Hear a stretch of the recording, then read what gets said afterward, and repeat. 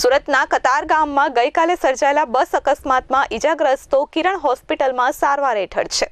ત્યારે આજે મેયર અને સ્ટેન્ડિંગ કમિટી ચેરમેને દર્દીઓ સાથે મુલાકાત લીધી હતી અને હાલચાલ પૂછ્યા હતા। ત્યારબાદ મેયરે અકસ્માત અંગે નિવેદન આપ્યું હતું, જેમાં તેમણે કહ્યું કે તમામ બસ ડ્રાઈવરના લાયસન્સ ફરીથી ચેક કરવામાં આવશે અને લોકોને મોતને ઘાટ ઉતારતા ડ્રાઈવરો વિરુદ્ધ કડક કાર્યવાહી કરવામાં આવશે। સુરતમાં ગઈકાલે સાંજે કતારગામ વિસ્તારમાં અકસ્માતની ઘટના બની હતી। ટ્રાફિકના સમયમાં એક બીઆરટીએસ બસ ઊભી હતી, જેની પાછળ પૂરપાટ ઝડપે આવતી બીજી બીઆરટીએસ બસે પાછળથી ટક્કર મારી હતી। આ ઘટનામાં બંને બસ વચ્ચે મોપેડ, બાઇક, એક ટેમ્પો અને રિક્ષા કચડાઈ ગયા હતા, જેમાં 9 થી વધુ લોકો ઈજાગ્રસ્ત થયા હતા, જેમાંથી એક વ્યક્તિનું મોત નીપજ્યું છે। સમગ્ર ઘટનામાં પાછળથી બસને ટક્કર મારવા મામલે બીઆરટીએસ બસના ડ્રાઈવરની ધરપકડ કરવામાં આવી છે અને તેની વિરુદ્ધ મનુષ્યવધનો ગુનો દાખલ કરવામાં આવ્યો છે।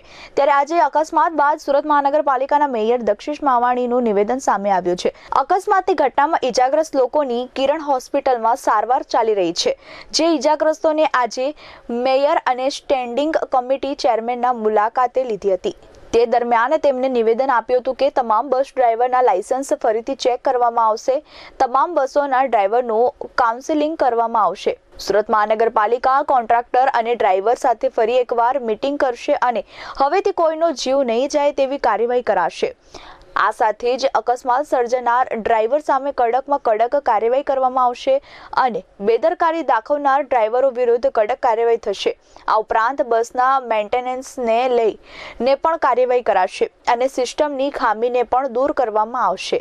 પાલિકા દ્વારા અમે અમારી ટીમ દ્વારા 1 મહિના પહેલા જ તમામ કોન્ટ્રાક્ટરોને બોલાવી લીધા હતા અને અમે કડકમાં કડક ત્યારે પણ પગલાં ભર્યા છે, ઘણાને દંડ પણ ફટકાર્યા છે। પણ અકસ્માત ગઈકાલે જે થયો તેનાથી હવે અમને પણ હજી પણ વધારે કડક પગલાં અમે ભરશું અને સુરત મહાનગરપાલિકા એક દાખલો બેસાડશે। આવતા સમયમાં એક પણનું મૃત્યુ ન થાય એ અમારી નૈતિક ફરજ છે, એનું અમે પાલન કરશું। આગામી સમયમાં બીઆરટીએસમાં જે કંઈ અમારે પગલાં ભરવા પડશે અમે ભરવા જઈ રહ્યા છીએ। આગામી સમયમાં તાત્કાલિક એક મિટિંગ પણ બોલાવી લીધી છે કમિશનર સાથે। તો આગામી સમયમાં ડ્રાઈવરોનું કાઉન્સિલિંગ કરવામાં આવશે અને જે કંઈ 40ની સ્પીડ તો બાંધી છે, જે 4 રસ્તા પર બસ ધીમી પડ્યો છે એનું મોનિટરિંગ પણ આગામી સમયમાં કરવા જઈ રહ્યા છે। Bureau report H24 news, Surat.